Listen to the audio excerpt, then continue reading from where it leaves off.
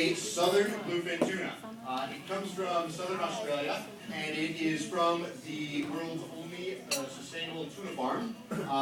And basically, the tuna are caught in the South Indian Ocean. Yes. And then I gotta always double check with it. He's got all the facts. I'm just the guy who talks a lot.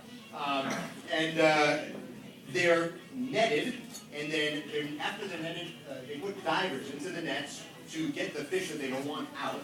And the tuna that are too big and the tuna that are too small.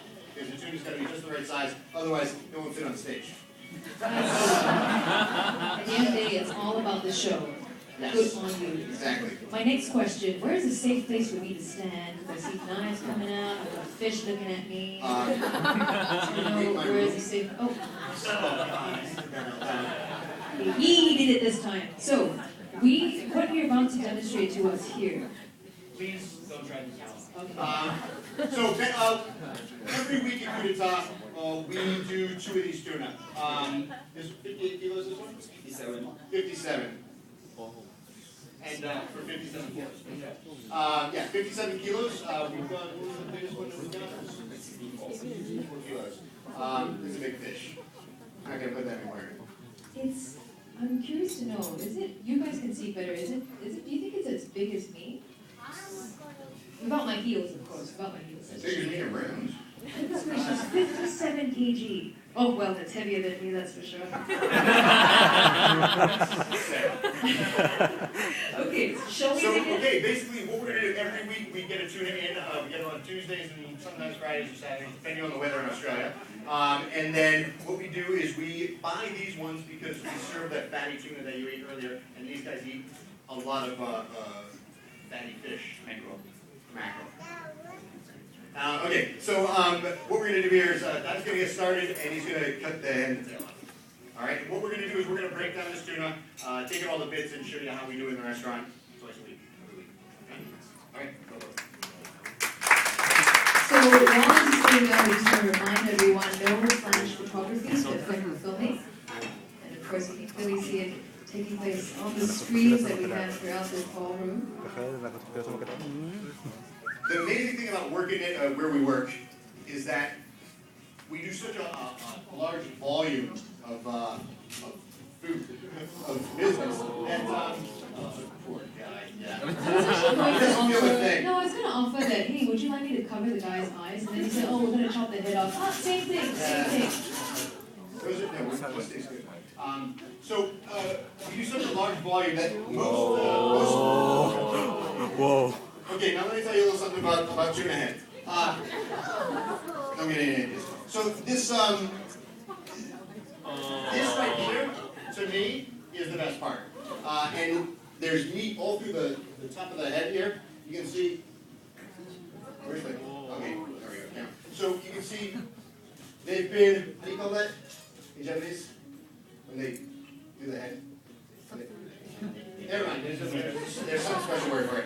There's a special word for everything in Japanese. It's great language. So. Bless the fish. He's only half Japanese. So the head has got all meat coming all through here, under the gill plate, and then around the eyes is incredible, mostly fatty stuff. Mary Lou, you can do it, okay? She's squeamish. And basically, this, we'll take this head and we'll roast it. I take the eyes out. We roast it, and that is I don't know. To me, it's an amazing thing to eat. I think we saw it in half first before you grill it. Take the brain out. Else we would need like probably Yeah, it takes a long time. And then what we'll do is we'll shiryaki, salt grill it, and then roast it in the oven. Do you serve it at your restaurant? Only to special guests. That must include me, please. You know what was funny? There's a lady right there in the corner. When the sawing took place, she actually covered her ears. Are you alright? Okay? You good? You good? We're going to carry on. Okay, what is the second part that we'll be doing here? I'm going to cut the tail off. Okay. This is, you don't really need this, but you can stick it on your wall. If we cut the tail off because... Now you know where you can get the ice. Because later we're going to need to fillet the fish.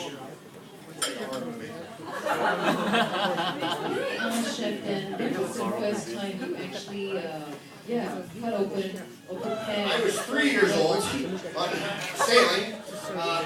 Now the first time that I butchered a whole tuna was in Beijing. We used to buy tuna about this size from Dalian. What Daisuke just did was he took off the collar. Look at that. There's a lot of meat in there. All right, that is good gear right there. Okay. Anyone ever go to a Japanese restaurant? This table's like they don't even go to it themselves. They don't go to a lot of Freddy Krueger movies today. This. Anyone ever have hamachi kama? Yeah, hamachi kama is awesome, right? This is way better because you can eat more. So we're going to take out the, now I'll roast this too. We'll do it the same way that we do the head. We'll serve this one. And what I like to do is I'll take, we do blood oranges, limes, young ginger, garlic, and fresh green peppercorns, and we'll roast it all together with this stuff and then serve all that roasted vegetables on top. Really amazing smell. I just want to check with everyone. No one is missing a thing, right? Don't close your eyes. Keep your eyes peeled on screen. And we've just removed something from the fish. What is that? That was, you don't really want to see that. You know, Oh. We only like pretty things on camera. That's why Chef Dan gets me. Oh gosh. Okay. I thought you wanted to do the whole thing. Alright, so different fish basically have to be butchered different ways, mainly because of bone structure. Alright? In a normal, when we're butchering a salmon or something like that, we're going to start either here, or we're going to start here, because we're going to take off the whole fillet. But here, in a tuna, we've got to take it off in quadrants. Alright? There's 2 back loins, and then 2 belly loins. Everybody knows chloro, right? Fatty tuna belly. We're going to get quite a bit out of this one. So, so we're going to take find the spine, the top here, all right, and then we're going to go right down the center line here. So I'm going to go up here. I'm going to go here. I'm going to find the top, and then I'm going to go all the way I'm trying to figure out where that's coming from. Oh, you had a pet tuna too when you were young. It's hard. Kept mine in the bathtub. Didn't grow too Now, big. people are screamers about the sound before, right? The sound to me, I know I'm hitting the bone. And when I'm hitting the bone, I'm pretty good.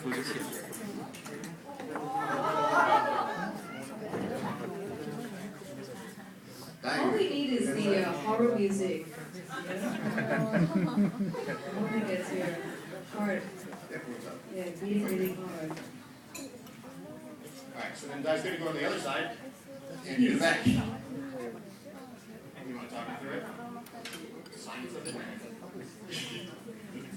Yeah. Maybe. So basically, we're going to do this in 3 moves, if we're good, and Di's ready. Di's a licensed fugu chef. Next game, the blowfish, the thing, he can do that. They're smaller than the tuna. So Daisuke is going through, and he's drawn a line to take off the skin, to cut through the skin, and then gone and found the spine of the tuna, and we'll see it in a minute, is really strong.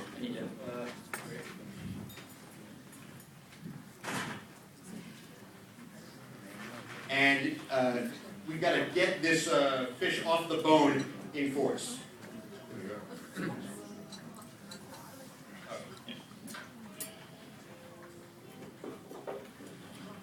There we go. I have to say, that looks beautiful. Alright, so that's a back loin. Now, in a giant,